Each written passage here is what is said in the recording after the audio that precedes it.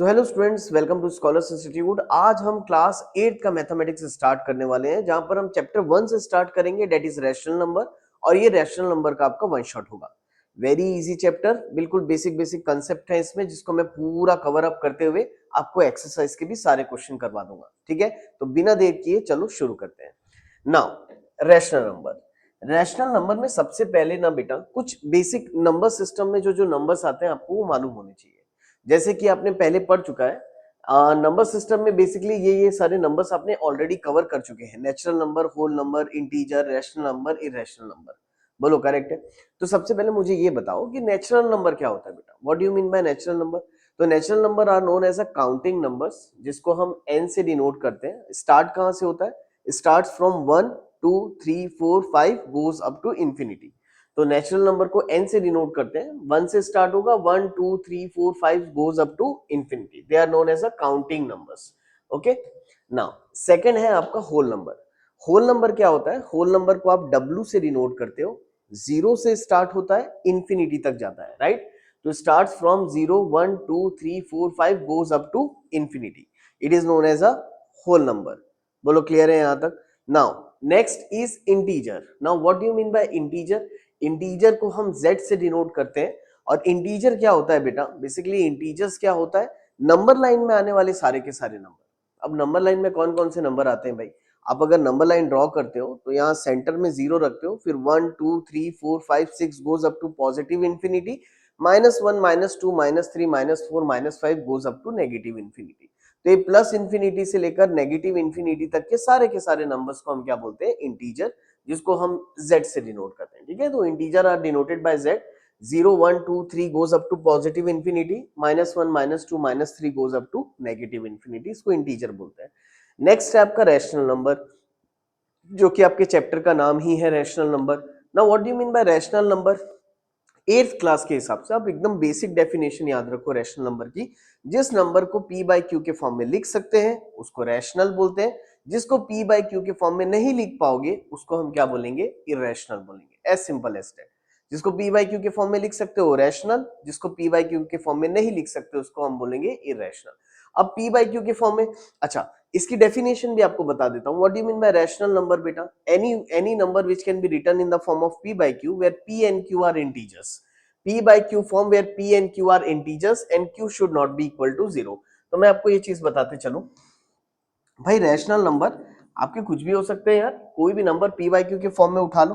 जैसे 2/3 ले लो, -4/7 ले लो। It can be positive, it can be negative, है ना? कुछ भी हो सकता है। 1/2 हो सकता है ना? जीरो जीरो को भी रैशनल बोल सकते हो, जीरो को 0/1 लिख सकते हो। बस ध्यान एक चीज रखना है ना, रैशनल नंबर में क्यों जीरो नहीं होना चाहिए, इस चीज को थोड़ा सा ध्यान रखना। रैशनल नंबर उस नंबर को बोलते हैं बेटा जिसको हम p बाई क्यू के फॉर्म में लिख सकते हैं। उन नंबर्स को हम रैशनल नंबर्स बोलते हैं। बोलो करेक्ट है। बस कंडीशन एक है ना, ये क्यू जीरो नहीं होना चाहिए।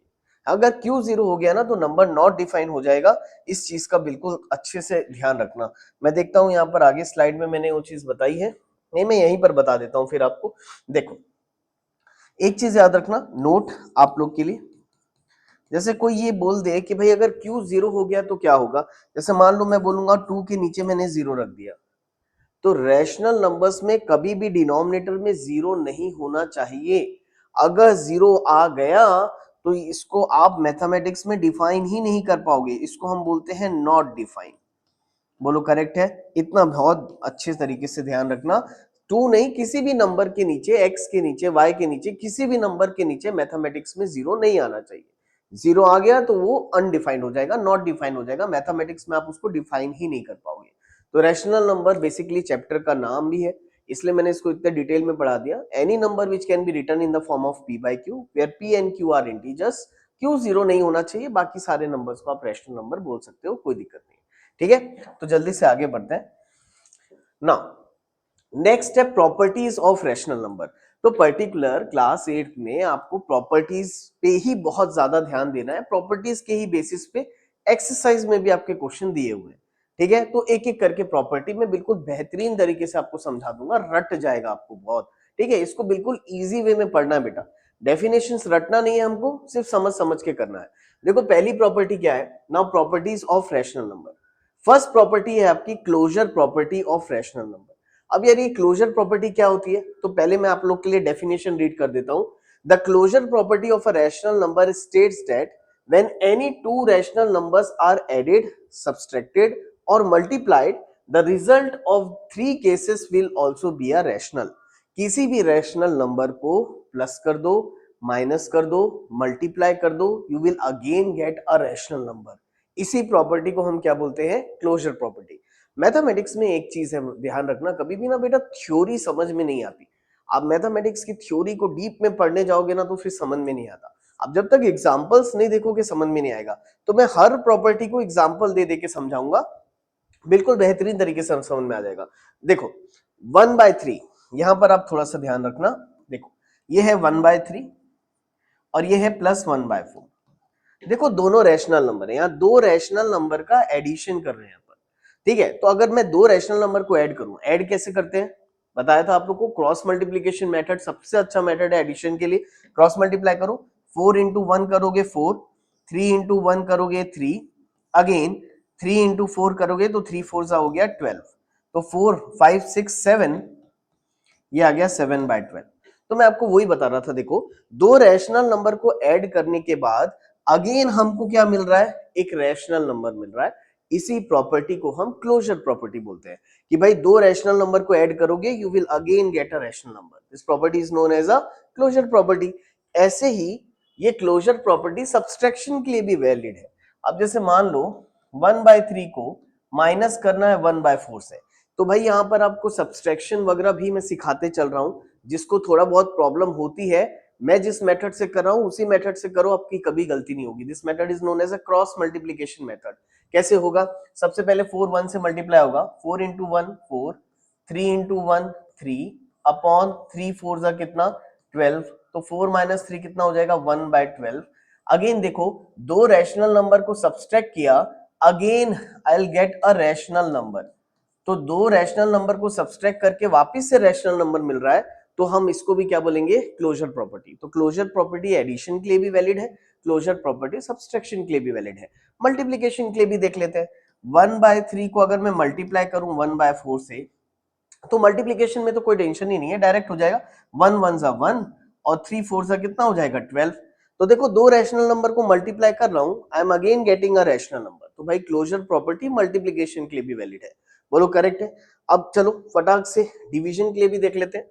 नाउ फॉर डिवीजन, अब जैसे मान लो मैं डिवाइड करूं 1/3 को डिवाइड करूं 1/4 से, तो ये डिवाइड करना आपने 7th क्लास में सीखा है। सबसे पहले डिवाइड का साइन हटा के इसमें मल्टीप्लाई लगाओ, तो नंबर का रेसिप्रोकल कर देंगे। 1/4 क्या हो जाएगा बेटा 4/1, तो 1 4 जा 4, 3 1 जा 3, again I am getting a rational number, right. तो मुझे एक बात बताओ, क्लोजर प्रॉपर्टी किन किन चीजों के लिए वैलिड है, तो क्लोजर प्रॉपर्टी हर एक के लिए वैलिड है। दो रैशनल नंबर का एडिशन कर लो, सब्सट्रैक्शन कर लो, मल्टीप्लीकेशन कर लो, डिवीजन कर लो, you will again get a rational number. तो this are known as a closure property. It is valid for subtraction, addition, multiplication and division. तो ये आया समझ में, ठीक। फटाक से नेक्स्ट प्रॉपर्टी की तरफ मूव करते हैं। हाँ, यहाँ पर कुछ चीजें नोट है, मैं आपको वही ये चीज ऑलरेडी अभी फर्स्ट स्टार्टिंग में इंट्रोडक्शन में बताया वही चीज लिखी है, देखो। But we find that any rational number divided by zero is not defined. ये बिल्कुल अच्छे से याद रखना, कोई भी रैशनल नंबर बेटा जैसे 1/2 है, इसको मैं बोलूंगा जीरो से डिवाइड करो। आप मैथमेटिक्स में किसी भी नंबर को जीरो से डिवाइड नहीं कर सकते, याद रख लेना, डिनोमिनेटर में जीरो नहीं आना चाहिए। और अगर कभी पूछ दिया फिलिप्स में कि इसका आंसर क्या आएगा, तो हमेशा याद रखना इसका आंसर आएगा नॉट डिफाइन। हम इसको डिफाइन कर ही नहीं सकते, ठीक है। इस चीज का बिल्कुल अच्छे से आपको ख्याल रहे, ठीक है। जल्दी से move on to the next property. देखो क्या दिया है, commutative property of rational number. अब ये कॉम्यूटेटिव प्रॉपर्टी क्या होती है, इसका भी डेफिनेशन मैं आपको रीड करके बता देता हूं, लेकिन आपको एग्जांपल से ही समझेगा अच्छे से। The commutative property of rational number states that when any two rational numbers are added or multiplied in any order it does not change the result। चाहे हम किसी भी रैशनल नंबर को ऐड कर दें किसी भी ऑर्डर में या मल्टीप्लाई कर दें किसी भी ऑर्डर में, उसकी वैल्यू कभी चेंज नहीं होती। इसका मीनिंग देखो, समझो कॉम्यूटेटिव प्रॉपर्टी क्या होती है। कॉम्यूटेटिव प्रॉपर्टी समझने के लिए सबसे अच्छा ये चीज है बेटा, इसको याद रखो। देखो मैथमेटिक्स में a प्लस बी कर लो या b प्लस ए कर लो, एक ही बात है। बोलो राइट और नॉट। अब इसका एग्जांपल पहले तो मैं बेसिक एग्जांपल से समझाता हूं यहाँ पर। यार मुझे एक बात बताओ, 2 प्लस 3 करोगे तो क्या होगा? 2 प्लस 3 आता है 5। अगर मैं आपको बोलूंगा 3 प्लस 2 करो तो कुछ अलग बात है क्या? 2 प्लस 3 कर लो या 3 प्लस 2 कर लो, एक ही बात है बेटा। 2 प्लस 3 भी 5 होता है, 3 प्लस 2 भी 5 होता है। इसी को कॉम्यूटेटिव प्रॉपर्टी बोलते हैं। a plus B is equal to B plus A. अब ये रैशनल नंबर के लिए भी वैलिड है। आप बताओ, यहाँ एग्जाम्पल दिया मैंने 1/3 प्लस 1/4। तो यार मुझे बताओ ये 1/3 प्लस 1/4 कितना आएगा? तो 4 1 जा 4 प्लस 3 1 जा 3, अगेन 3 इंटू 4 कितना 12, तो कितना आ गया 7/12। बोलो करेक्ट है। वैसे ही अगर कोई मुझे बोले कि 1/4 प्लस 1/3 कितना होगा, अगेन सेम ही होगा यार, क्रॉस मल्टीप्लाई करो। 3 1 जा 3, 4 1 जा 4, अगेन 4 3 जा कितना 12, तो 7/12। तो इसी को बोलते हैं हम commutative property. a plus b कर लो, है ना, देखो a प्लस बी कर लो या b प्लस ए कर लो, आंसर आपका सेम ही आएगा। तो a plus B is equal to B plus A, इसको हम क्या बोलते हैं? Commutative property. अच्छा, ये कॉम्यूटेटिव प्रॉपर्टी मैंने एडिशन के लिए बताया, फॉर एडिशन के लिए बताया। ये मल्टीप्लीकेशन के लिए भी वैलिड है। अब मल्टीप्लीकेशन के लिए कैसे वैलिड है तो देख लो यार। मल्टीप्लीकेशन के लिए यहाँ नहीं दिया है ये सब्सट्रैक्शन, हाँ ये दिया हुआ है। तो चलो पहले ना सब्सट्रैक्शन के लिए बता देता हूं मैं। तो ये सब्सट्रैक्शन के लिए वैलिड नहीं है। एडिशन के लिए तो मैंने बता दिया a plus B is equal to B plus A, लेकिन ये सब्सट्रैक्शन के लिए वैलिड नहीं है। सब्सट्रैक्शन के लिए क्यों वैलिड नहीं है? क्योंकि a माइनस बी और b माइनस ए दोनों सेम नहीं होते बेटा। इस बात का हमको बिल्कुल अच्छे से ध्यान रखना है। इसका मीनिंग क्या हुआ? आप छोटे से एग्जाम्पल से समझो इसको, छोटा सा एग्जाम्पल। अब मुझे एक बात बताओ, 2 माइनस 3 करूंगा और 3 माइनस 2 करूंगा, तो क्या ये दोनों सेम होता है क्या? बिल्कुल भी नहीं। मैथमेटिक्स में 2 माइनस 3 करोगे -1 आ जाएगा, और 3 माइनस 2 करोगे तो 1 आ जाएगा। और मैथमेटिक्स में -1 और 1 पे जमीन आसमान का फर्क है बेटा। -1 नंबर लाइन की इस तरफ है और +1 नंबर लाइन की इस तरफ है। तो इस बात का थोड़ा सा ध्यान रखना। बोलो करेक्ट है। कॉम्यूटेटिव प्रॉपर्टी सब्सट्रैक्शन के लिए वैलिड है ही नहीं। a minus B is not equal to b minus A, दोनों सेम नहीं हो सकता। इसका एक छोटा सा एग्जांपल देने के लिए अगेन सेम एग्जांपल रखा है मैंने। 1/3 माइनस 1/4 कर लो यार, तो ये क्या हो जाएगा? क्रॉस मल्टीप्लाई, 4 1 जा 4, 3 1 जा 3, अपॉन 3 4 जा 12। 4 माइनस 3 करेंगे ये 1/12 आ जाएगा। लेकिन यहां पर 1/4 माइनस 1/3 करूंगा मैं, क्रॉस मल्टीप्लाई करो, 3 1 जा 3, 4 1 जा 4, अपॉन 3 4 जा 12। 3 माइनस 4 करोगे -1/12 आएगा। कहां सेम आ रहा है? बिल्कुल भी सेम नहीं आ रहा है, राइट। तो कॉम्यूटेटिव प्रॉपर्टी सब्सट्रैक्शन के लिए वैलिड नहीं होती। ठीक, होपफुली बिल्कुल अच्छे से समझ में आया होगा। नेक्स्ट देखो, फॉर मल्टीप्लीकेशन। मल्टीप्लीकेशन के लिए 100% वैलिड है। a into B is always equal to b into A. इसका भी छोटा सा एग्जांपल ले लो। मुझे बताओ 2 3 सा कितना होगा यार? 6। वहीं अगर मैं 3 2 सा भी बोलूंगा तो कितना हो जाएगा? 6। 2 3 सा भी 6 होता है, 3 2 सा भी 6 होता है। मीनिंग ये हुआ कि a into B is always equal to what? b into A. तो कॉम्यूटेटिव प्रॉपर्टी मल्टीप्लीकेशन के लिए वैलिड है। ठीक, एग्जाम्पल देख लो। 1/3 इंटू 1/4। आप बताओ 1 1 सा कितना हो जाएगा? 1। 3 4 सा कितना हो जाएगा? 12। अगेन यहां मैं 1/4 इंटू 1/3 करूंगा तो 1 1 सा कितना हो जाएगा? 1। 4 3 सा कितना हो जाएगा? 12। तो याद रखना, कॉम्यूटेटिव प्रॉपर्टी एडिशन के लिए भी वैलिड है, मल्टीप्लीकेशन के लिए भी वैलिड है, लेकिन सब्सट्रैक्शन के लिए वैलिड नहीं है। उसी तरीके से डिवीजन के लिए भी ये बिल्कुल भी वैलिड नहीं है। a डिवाइडेड बाय b और b डिवाइडेड बाय a बिल्कुल सेम नहीं हो सकते, हो ही नहीं सकता। आप मुझे बताओ, इसको भी एक बेसिक से एग्जांपल लेते हैं। 2/3 और 3/2 ये दोनों सेम हो सकते हैं क्या बेटा? a डिवाइडेड बाय b और b डिवाइडेड बाय a कभी सेम हो सकता है क्या? कभी नहीं, ये दोनों कभी सेम नहीं हो सकते। ठीक है, उसी के लिए एक छोटा सा एग्जांपल समझाने के लिए यहां लिया है मैंने।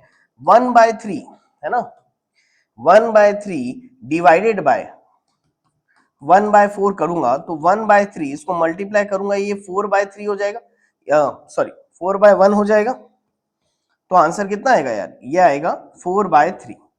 लेकिन वहीं पर 1/4 डिवाइडेड बाय 1/3 करेंगे तो 1/4 इंटू 3/1, तो ये 3/4 आ जाएगा। कहाँ सेम आ रहा है? देखो ये और ये सेम आ रहा है क्या? बिल्कुल भी नहीं आ रहा है। ठीक है, तो हमको यहां से पता चला कि रैशनल नंबर में कॉम्यूटेटिव प्रॉपर्टी कौन कौन फॉलो करेगा, एडिशन फॉलो करेगा, मल्टीप्लिकेशन फॉलो करेगा, सब्सट्रैक्शन कभी भी कॉम्यूटेटिव प्रॉपर्टी नहीं होता और डिवीजन भी कभी भी कॉम्यूटेटिव प्रॉपर्टी नहीं होता। तो क्लोजर प्रॉपर्टी आया समझ में, कॉम्यूटेटिव आया समझ में अच्छी तरीके से। नेक्स्ट प्रॉपर्टी की तरफ मूव करते हैं। नेक्स्ट प्रॉपर्टी है आपका associative property of rational number. अब ये एसोसिएटिव प्रॉपर्टी क्या होता है, इसका भी डेफिनेशन पढ़ देता हूं आपके लिए। The associative property of rational number states that when any three rational numbers are added or multiplied the result remains the same irrespective of the way numbers are grouped. तो भाई जैसे कि कॉम्यूटेटिव प्रॉपर्टी हमारा addition और multiplication के लिए valid था, same associative property भी हमारा मल्टीप्लिकेशन और एडिशन के लिए ही वैलिड है। ये सब्सट्रैक्शन को फॉलो नहीं करेगा, ये डिवीजन को फॉलो नहीं करेगा। अब ये है क्या, ये ग्रुपिंग वाला बात है बेटा। देखो a प्लस बी प्लस सी, तो पहले a प्लस बी को ऐड करके c के साथ ऐड करो, या तो पहले b प्लस सी को ऐड करके a के साथ ऐड करो, आपका आंसर सेम ही आएगा। कैसे, देखो यहां पर 3 नंबर लिया, 1/3, 1/4, 1/2, 1/4, 1/3, 1/2। तो पहले मैं क्या कर रहा हूं, इन दोनों को ऐड करके 1/2 के साथ ऐड करूंगा और यहां पर इन दोनों को ऐड करके इसके साथ ऐड करके देखो, एडिशन ही है यार, आंसर सेम ही आएगा हमारा। बताओ क्या आएगा, 1/3 प्लस 1/4, ब्रैकेट है, बोर्ड मास के हिसाब से ब्रैकेट को पहले सॉल्व किया जाता है, तो 4। अब तो ये आ गया 7/12, याद हो जाना चाहिए, वही वही एग्जांपल है इसलिए जान मुझ के दे रहा हूं। 7/12 प्लस 1/2, अब इसको ऐड कर दो, क्रॉस मल्टीप्लाई करते हैं, 2 7 जा 14, 12 1 जा 12 अपॉन 2 इंटू 12 24, तो ये आ जाएगा 4 5 6 26 अपॉन 24। बोलो करेक्ट है, क्या है हमारा। इसको भी ऐड करके देख लो यार, क्या दिक्कत है। 1/4 प्लस 1/3 प्लस 1/2, क्रॉस मल्टीप्लाई करो बेटा, 2 1 जा 2, 3 1 जा 3 अपॉन 3 2 जा कितना 6, तो 1/4 प्लस 5/6, अगेन क्रॉस मल्टीप्लाई करो, 6 1 जा 6, 5 4 जा 20 अपॉन 4 6 जा 24, तो ये आ गया 26/24। देखो आप क्या आंसर सेम आ रहा है हमारा, बिल्कुल सेम आ रहा है। तो भाई एसोसिएटिव प्रॉपर्टी में ना a प्लस बी को ऐड करके c के साथ ऐड करो या a प्लस बी प्लस सी के साथ ऐड करो, एक ही बात है, ठीक है ना। तो ये ब्रैकेट वाली प्रॉपर्टी, इसको आप ऐसा याद रख लो कि ब्रैकेट वाली प्रॉपर्टी को क्या बोलते हैं, एसोसिएटिव प्रॉपर्टी। तो जैसे ये एडिशन को फॉलो करता है ना बेटा, सेम ऐसे ही ये मल्टीप्लीकेशन को भी फॉलो करता है, इतना ध्यान रखना। जैसे एडिशन को फॉलो करता है, सेम ऐसे ये मल्टीप्लीकेशन को भी फॉलो करता है, ठीक। नाउ देखो नेक्स्ट है आपका distributive property of rational number. Now distributive property क्या होता है बेटा, जैसे मान लो a इंटू बी प्लस सी है, तो ये जो a है ना, ये दोनों से मल्टीप्लाई हो जाएगा, राइट। तो a जो है पहले b से मल्टीप्लाई होगा और फिर a जो है वो c से मल्टीप्लाई होगा, इसको हम बोलते हैं डिस्ट्रीब्यूटिव प्रॉपर्टी। यानी जैसे मान लो ये b प्लस सी एक बाइनोमियल है, इसके बाहर में a जो है मल्टीप्लाई में है, तो ये जो a है ना, ये दोनों में डिस्ट्रीब्यूट हो जाएगा, दोनों से मल्टीप्लाई होगा, तो a इंटू बी हो जाएगा ab और a इंटू सी हो जाएगा ac। इसी प्रॉपर्टी को हम बोलते हैं डिस्ट्रीब्यूटिव प्रॉपर्टी। अगेन एक एग्जांपल लेके समझाता हूं आपको, यहां पर दिया हुआ है, देखो यहां पर 1/2 इंटू 1/6 प्लस 1/5। इसको देखो, एक तरीका तो ये हुआ सॉल्व करने का कि भाई पहले ब्रैकेट को प्लस कर दो फिर 1/2 से मल्टीप्लाई कर देना, लेकिन यहां पर हमको सिंप्लीफिकेशन नहीं करना है, डिस्ट्रीब्यूटिव प्रॉपर्टी को थोड़ा सा समझना है।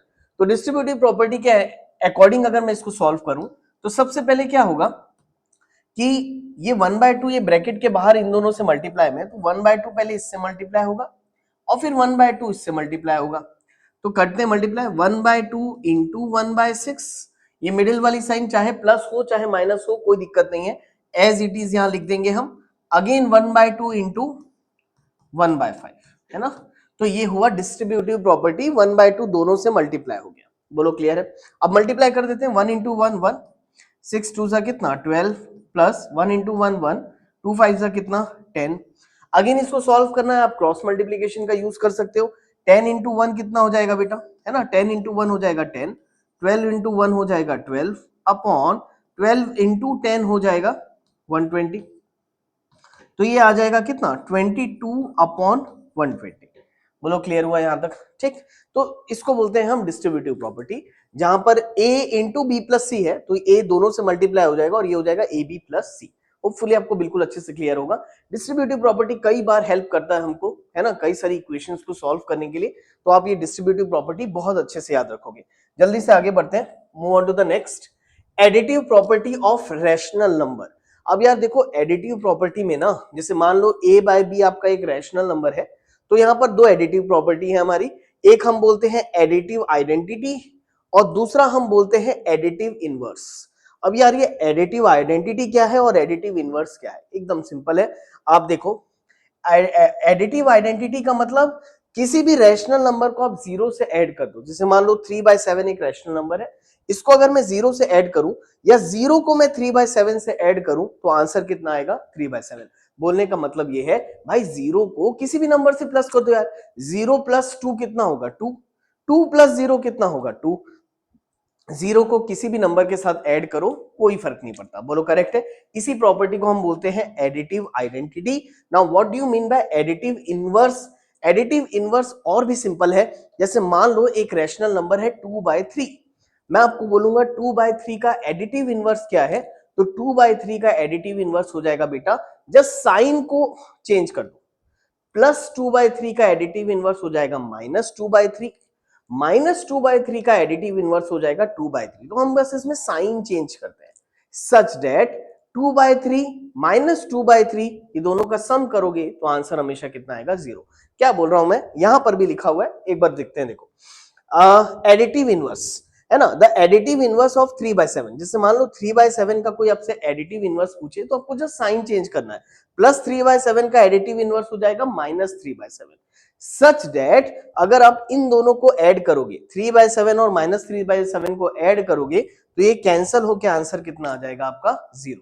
तो एकदम सिंपल है, होपफुली आपको एडिटिव इनवर्स क्लियर हो जाना चाहिए। नहीं हुआ होगा तो एक और छोटा सा एग्जांपल ले लो, मान लो एक नंबर 2 है यार और मैं आपको बोलूंगा 2 का एडिटिव इनवर्स क्या है, तो 2 का एडिटिव इनवर्स हो जाएगा -2, सच दैट अगर मैं दोनों को ऐड करूंगा 2 - 2 आंसर कितना आ जाएगा 0। बिल्कुल अच्छे से क्लियर है ना, होपफुली आपको अच्छे से आ गया होगा समझ में एडिटिव आइडेंटिटी क्या होती है, एडिटिव इनवर्स क्या होता है ना, नाम से याद रखो, आप एक एक बार मेरे साथ वापस से रिपीट कर लो, याद हो जाएगा। एडिटिव आइडेंटिटी क्या, जीरो को किसी भी रैशनल नंबर से ऐड करो, है ना, तो नंबर सेम ही रहेगा। और एडिटिव इनवर्स क्या बेटा, बस साइन बदलना है, जैसे 7/4 है उसका एडिटिव इनवर्स क्या हो जाएगा -7/4। ठीक है, होपफुली क्लियर होगा। जल्दी से अपन आगे बढ़ते हैं, नेक्स्ट है मल्टीप्लिकेटिव आइडेंटिटी प्रॉपर्टी। अब यार ये मल्टीप्लिकेटिव आइडेंटिटी क्या है, अगेन वेरी सिंपल, किसी भी रैशनल नंबर को 1 से मल्टीप्लाई करो या तो 1 को किसी रैशनल नंबर से मल्टीप्लाई करो, आंसर में कोई फर्क नहीं पड़ेगा, आपका आंसर a/b ही आएगा। एग्जांपल ले लेते हैं एक आध, वेरी सिंपल आइडेंटिटी, एकदम अच्छे से याद हो जाएगा। जैसे मान लो 5/3 है यार, अब ये 5/3 को 1 से मल्टीप्लाई करो या तो 1 को 5/3 से मल्टीप्लाई करो, तो भाई 1 को किसी भी नंबर से मल्टीप्लाई करने से कुछ फर्क पड़ेगा क्या, कुछ फर्क नहीं पड़ेगा, आंसर 5/3 ही आएगा। इस प्रॉपर्टी को बोलते हैं मल्टीप्लिकेटिव आइडेंटिटी। 1 को किसी भी रैशनल नंबर से मल्टीप्लाई करो, आंसर आपका रैशनल नंबर सेम ही आएगा जो आपने लिया है, बोलो क्लियर है ना, इसको बोलते हैं मल्टीप्लिकेटिव आइडेंटिटी। नाम हमको याद रखना है, ये नाम हमको इसलिए याद रखने हैं क्योंकि ये हमको फिलिप्स में पूछे जा सकते हैं, हमको एमसीक्यूज में आ सकता है, हमको असर्शन रीजन में आ सकता है, सम टाइम्स कहीं ना कहीं हमको केस बेस वगैरह में भी पूछ सकता है। तो भाई नाम याद रखना है ना। इसके पहले जो पढ़ा था वो एडिटिव था और एक एडिटिव इनवर्स था, और ये क्या है बेटा, मल्टीप्लिकेटिव आइडेंटिटी। नाम थोड़े से याद रखने पड़ेंगे। नेक्स्ट क्या है देखो, मल्टीप्लिकेटिव इनवर्स। अब एक हमने पढ़ा था एडिटिव इनवर्स, +2 है तो उसका एडिटिव इनवर्स -2 हो जाएगा। यह है मल्टीप्लिकेटिव इनवर्स। अब मल्टीप्लिकेटिव इनवर्स में क्या होता है ना, नंबर का रेसिप्रोकल कर देते हैं। जैसे मान लो a/b है, कोई आपसे पूछेगा, जैसे मैं एग्जांपल देके पहले समझा देता हूं, जैसे मान लो 2/3 है बेटा, आपको मैं बोलूंगी भाई 2/3 का मल्टीप्लिकेटिव इनवर्स निकालो, तो क्या करना, जस्ट इसका उल्टा नंबर ले लो, 2/3 का मल्टीप्लिकेटिव इनवर्स हो जाएगा 3/2। 2/3 का मल्टीप्लिकेटिव इनवर्स क्या हो जाएगा 3/2, जस्ट उसका उल्टा, सच दैट अगर आप दोनों को मल्टीप्लाई करोगे तो सब कट करके आंसर हमेशा कितना आएगा 1 आएगा। तो यही होता है मल्टीप्लिकेटिव इनवर्स, है ना। जैसे यहां तक दिया है देखो, a/b इंटू b/a कैंसिल करोगे जैसे वहां पर किया मैंने, तो बी कैंसिल, ए कैंसिल हो जाएगा, आंसर कितना आ जाएगा 1। तो दिया है द मल्टीप्लिकेटिव इनवर्स ऑफ 7/3। अगर मैं आपसे पूछूं 7/3 का मल्टीप्लिकेटिव इनवर्स क्या होता है, तो 7/3 का मल्टीप्लिकेटिव इनवर्स क्या हो जाएगा बेटा, जस्ट उसका उल्टा 3/7 हो जाएगा। बोलो क्लियर है यहां तक? आगे देखो यही लिखा है, सच दैट 7/3 इंटू 3/7 करोगे आंसर कितना आएगा 1, जैसे मैंने वहां एक एग्जांपल लेके समझाया। तो आपको होपफुली यहां तक बिल्कुल अच्छे से प्रॉपर्टी सारी याद हो गई होंगी। मैंने सारी प्रॉपर्टीज कवर कर दी। अगर मैं आपको एक बार समराइज कराऊं प्रॉपर्टी का, तो सबसे पहले आपने क्लोजर प्रॉपर्टी पढ़ा, फिर आपने कॉम्यूटेटिव प्रॉपर्टी पढ़ा, फिर आपने एसोसिएटिव प्रॉपर्टी पढ़ा है, उसके बाद आपने डिस्ट्रीब्यूटिव प्रॉपर्टी पढ़ा है, उसके बाद एडिटिव और एडिटिव इनवर्स पढ़ा है, और उसके बाद मल्टीप्लिकेटिव पढ़ा है, और मल्टीप्लिकेटिव आइडेंटिटी और मल्टीप्लिकेटिव इनवर्स पढ़ा है। टोटल इतनी आइडेंटिटीज हमने पढ़ रखी है। आपको ये बिल्कुल बाय हार्ट याद होना चाहिए। अगर याद करना है तो एक बार अपने नोट्स बना लो कॉपी में, जो जो स्लाइड्स हैं आप वीडियो को पॉज करके ये पूरी चीजों को आप अपने कॉपी में लिख सकते हो। नोट्स बनाओ बेटा, नोट्स आपको हेल्प करेंगे एग्जाम टाइम में भी रिवीजन करने के लिए। ठीक, अगर आपको ये सारी चीजें याद है तो बिल्कुल फुल स्पीड से अब एक्सरसाइज भी आपसे एकदम चुटकियों में बन जाएगी। अब देखो जरा ये एक्सरसाइज में क्या दिया हुआ है। Exercise 1.1 question number 1, name the property under multiplication, name the property under multiplication used in each of the following. ठीक बात है, हमको सिर्फ प्रॉपर्टी बताना है, हर एक में बता देते हैं, क्या बड़ी बात है, बताओ। प्रॉपर्टी लिखने बोल रहा है, तो भाई ये रैशनल नंबर को 1 से मल्टीप्लाई कर रहा है। This into 1 is equal to 1 into this is equal to this. भाई 1 से किसी भी चीज को मल्टीप्लाई करो सेम ही होता है। इस प्रॉपर्टी का नाम बता सकते हो, जस्ट हमने इसके पहले पढ़ा है, इसको हम बोलते हैं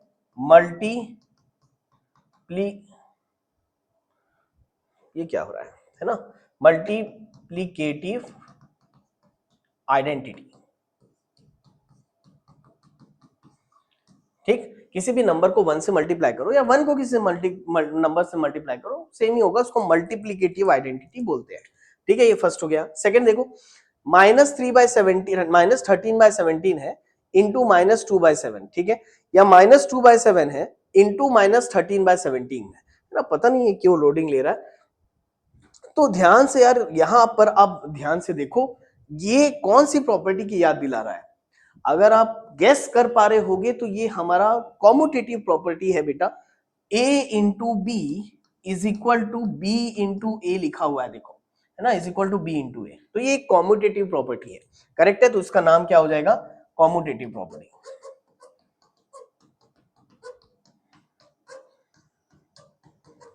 तो कॉम्यूटेटिव प्रॉपर्टी है ना, ठीक है। थर्ड वाला एक बार पढ़ लेते हैं, देखो थर्ड में क्या दिया है, -19/29 इंटू 29/9 -19 इज इक्वल टू 1। तो भाई देखो एक नंबर लिखा है, उसी के रेसिप्रोकल से मल्टीप्लाई करके आंसर बना रहा है, तो ये मल्टीप्लीकेटिव इनवर्स है। मैंने आपको बताया था, जैसे -19/29, इसका कोई मल्टीप्लीकेटिव इनवर्स बोलेगा आपसे तो 29/-19, सच दैट दोनों को मल्टीप्लाई करके आंसर कितना आना चाहिए 1। तो ये कौन सी प्रॉपर्टी है, ये है मल्टीप्लीकेटिव इनवर्स, है ना, क्या है ये, मल्टीप्लीकेटिव इनवर्स। ठीक है, होपफुली बिल्कुल अच्छे से क्लियर हो गया होगा यार। लड्डू क्वेश्चन देखो, सिर्फ प्रॉपर्टी बताना था। जल्दी से आगे बढ़ते हैं नेक्स्ट क्वेश्चन की तरफ। देखो क्या दिया है, tell what property allows you to compute 1/3 into 6 into 4/3 as 1/3 into 6 into 4/3। यार मुझे बताओ, सिर्फ प्रॉपर्टी का नाम लिखने बोल रहा है इसमें, आप मुझे देखते साथ आप बता सकते हो। याद है मैंने आपको इसके लिए हिंट दिया था, ब्रैकेट वाली प्रॉपर्टी। ब्रैकेट वाली प्रॉपर्टी का नाम क्या है, एसोसिएटिव प्रॉपर्टी। तो ये क्या है आपका, एसोसिएटिव प्रॉपर्टी। तो भाई ये हो गई आपकी एसोसिएटिव प्रॉपर्टी, सिर्फ नाम लिखना है प्रॉपर्टी का। अगेन वेरी इजी, जल्दी से आगे बढ़ते हैं, move on to the next question. The product of two rational number is always a. तो सीधी बात है, दो रैशनल नंबर को जब भी मल्टीप्लाई करोगे you will always get a rational number. ये मैंने आपको बता दिया था, क्लोजर प्रॉपर्टी है।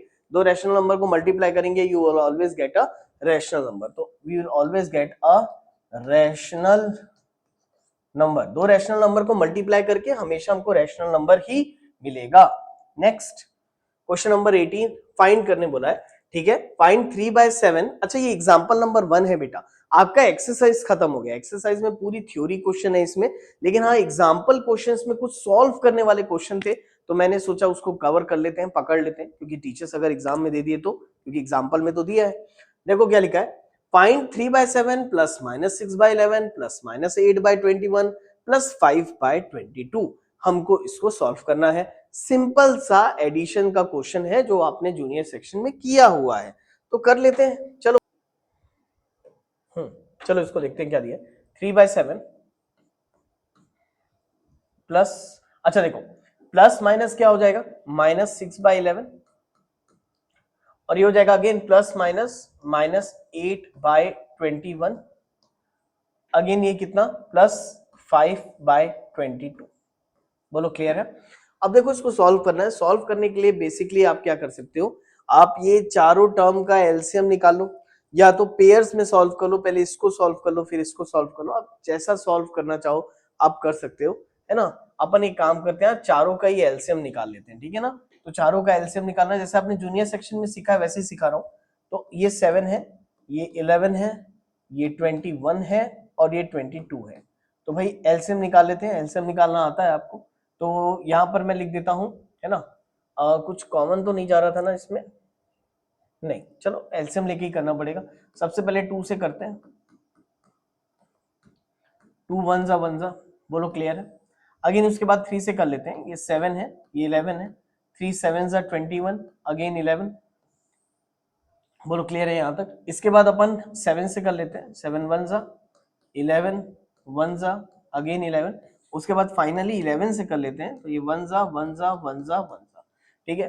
तो हमारा एलसीएम कितना आ जाएगा बेटा, 2 3 जा हो गया 6, है ना, 6 7 जा, तो 6 6 जा 36, तो 6 7 जा 42, है ना। तो ये आ गया 42 इंटू 11 करना पड़ेगा, कर लेते हैं यहीं पर 42 इंटू 11, तो 1 2 जा 2, 1 4 जा 4, अगेन 1 2 जा 2, और 1 4 जा 4, तो ये 2 हो गया, 4 5 6, और ये 4, तो भाई 462, है ना। कितना आ रहा है हमारा एलसीएम, 462। अब यार हर एक के बेस को 462 करना पड़ेगा बेटा, कर लेते हैं, थोड़ा सा लेंदी है कैलकुलेशन, लेकिन कोई बात नहीं। देखो 2 3 जा 6, सबसे पहले ये 7 को ना मुझे 462 बनाना है। अब ये 7 को 462 बनाने के लिए हमको क्या करना पड़ेगा, तो भाई 7 को तो एज इट इज रहने दो, 2 3 जा हो गया 6, 6 इंटू 11 हो गया 66, तो 7 में मैं ऊपर नीचे दोनों तरफ 66 का मल्टीप्लीकेशन कर सकता हूं, बोलो करेक्ट है ना, वेरी सिंपल। अगेन देखो यहाँ ये 11 है बेटा, तो 11 को यहीं रहने दो, 2 3 जा 6, 6 7 जा 42, तो मुझे यहाँ पर दोनों तरफ 42 से मल्टीप्लाई करना पड़ेगा ऊपर नीचे, बोलो करेक्ट है। अब ये 21 है, तो 3 7 जा 21, तो 2 इंटू 11 कितना हो गया 22, तो मुझे दोनों तरफ 22 से मल्टीप्लाई करना पड़ेगा ऊपर ऊपर नीचे। अगेन 11 इंटू 2 22 होता है, तो 3 7 जा हो गया 21, तो ऊपर नीचे मुझे 21 से मल्टीप्लाई करना पड़ेगा, ठीक। अब यार इस मल्टीप्लीकेशन के लिए ना मैं फिलहाल कैलकुलेटर का यूज कर ले रहा हूं, है ना, क्योंकि आप इसको रफ में कर लेना, क्योंकि मैं सारा कैलकुलेशन करके दूंगा तो वीडियो लेक्चर काफी लंबा हो जाएगा, तो हम छोटे छोटे कैलकुलेशन है इसको कम से कम कर लेते हैं। 66 इंटू 3 आ रहा है, ये हो गया 198, तो 198 माइनस 6 इंटू 42, तो भाई ये हो गया 252, अगेन 8 इंटू 22, तो ये हो गया 176, 5 इंटू 21, तो 5 1 5, 5 2 10, 105 का होल अपॉन, है ना। कितना आया था एलसीएम हमारा 462, आप मल्टीप्लाई करोगे हर एक को 462 ही आएगा, ठीक है ना, एलसीएम 462 है।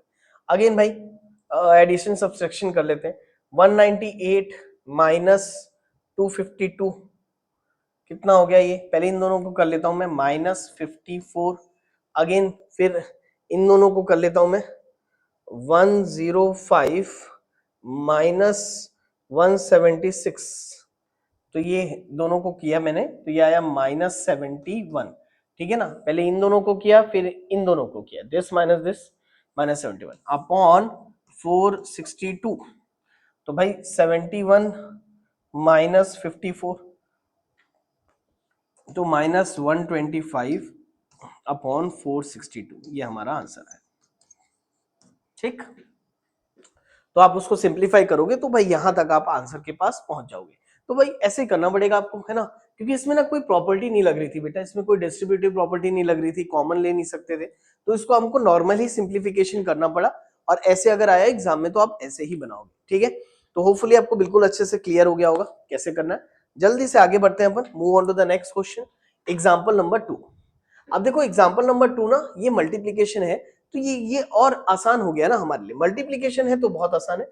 आप बताओ क्या दिया है, -4/5 multiply by 3/7 multiply by 15/16 multiply by -14/9। कई बच्चे ना मैंने देखा है मल्टीप्लीकेशन में भी भाई एलसीएम लेना चालू कर देते हैं। भाई मल्टीप्लीकेशन के लिए कोई एलसीएम वगैरह की जरूरत नहीं है, इसको तो डायरेक्ट ही सॉल्व करोगे, ऊपर नीचे से जो कैंसिल हो रहा है इनफैक्ट उसको फटाफट कैंसिल भी कर दो आप। चलो देखो क्या बोल रहा हूं मैं, ये देखो, ये 5 1 जा 5 3 जा 15, हटाओ इसको। अगेन 7 1 जा 7 2 जा 14, कट गया, हट गया ये। अगेन बताओ, ये 2 1 जा 2 8 जा 16, हट गया ये। अगेन ये देखो 4 1 जा 4 2 जा 8, खत्म। अगेन देखो 3 3 जा 9, अगेन ये भी कट गया, 3 और ये 3 कैंसल आउट, सभी कट गया। बस यहाँ पर एक 2 बचा बेचारा, यहाँ पर भी पूरा चीज कैंसिल हो गया, तो ये भाई बचा -1 अपॉन, इधर से भी पूरा कटा है, सिर्फ 2 बचा है, तो आंसर आ जाएगा आपका -1/2। होपफुली क्लियर हुआ होगा, है ना, वेरी इजी क्वेश्चन, मल्टीप्लीकेशन तो आसानी पड़ता है, ठीक है। जल्दी से move on to the next question, last question है ये इस टॉपिक का। अब इसमें आप देखो मल्टीप्लीकेशन सब्सट्रैक्शन सब चीजें एक साथ दिया हुआ है, कोई बात नहीं, लिखते हैं। चलो क्या दिया हुआ है बेटा, 2/5 इंटू -3/7 -1/14 -3/7 इंटू 3/5। अब देखो यार, इस क्वेश्चन को सॉल्व करने के लिए ना बेटा सबसे जरूरी चीज ये है कि बोर्ड मास रूल का आप ध्यान रखना, क्योंकि इस टाइप के क्वेश्चन में बहुत से बच्चे कंफ्यूज होते हैं। आपने बोर्ड मास जूनियर सेक्शन में पढ़ा है, तो इसमें आपको याद होना चाहिए, पहले मल्टीप्लीकेशन आता है, उसके बाद एडिशन और उसके बाद सब्सट्रैक्शन। तो अगर इस टाइप से आपको सिंप्लीफिकेशन दिया है तो सबसे पहले तो मल्टीप्लीकेशन करना है, इस चीज का ध्यान रखना। तो हम मल्टीप्लाई पहले करेंगे, यानी मल्टीप्लाई यानी ये जो मल्टीप्लाई वाले टर्म्स है, आपको पहले इनको सिंप्लीफाई करना पड़ेगा। आप कर लो सिंप्लीफाई, क्या दिक्कत है आप मुझे बताओ, है ना। ये 2 3 जा कितना हो जाएगा बेटा, -6, क्योंकि कट तो रहा नहीं है, 2 3 जा -6, 5 7 जा कितना हो जाएगा 35, है ना। ठीक, इसके बाद ये लिखा मैंने -1/14। अगेन देखो 3 3 जा कितना हो गया 9, और 5 7 जा कितना हो गया 35। बोलो क्लियर है यहाँ तक। एक्चुअल में इसमें कोई प्रॉपर्टी यूज नहीं करने बोली थी, अगर मुझे डिस्ट्रीब्यूटिव प्रॉपर्टी यूज करने बोलता तो थोड़ा सा मैं और इसको अलग टाइप से बनाता, लेकिन ठीक है, ऐसा भी इजी ही पड़ेगा, उतना हार्ड है नहीं ये, है ना। अब करना क्या चाहिए, अब यार ये 35 14 और 35 का आप एलसीएम निकाल लो साइड में, है ना, बिल्कुल आराम से निकाल सकते हो, है ना। ये 35 है और ये 14 है और ये 35 है, आप एलसीएम निकाल लो तीनों का यार, बताओ क्या आ जाएगा। सबसे पहले किससे करोगे, ये 2 है ना, ये 2 से करेंगे, ये 35, ये 2 7 जा 14 और ये 35। अगेन किससे करना चाहिए आपको, 5 से कर लेना चाहिए, 5 7 जा ये 7, अगेन ये 7 जा, अगेन 7 से करोगे तो 1 जा 1 जा 1 जा, तो इजी है एलसीएम। 5 2 जा 10, 10 7 जा 70, तो एलसीएम प्यार से आ गया कितना 70। बोलो क्लियर है ना, सिंपल। अब मुझे सबके बेस को 70 बनाना है, अब सबके बेस को 70 कैसे बनाओगे बेटा, ये भी बहुत सिंपल है यार।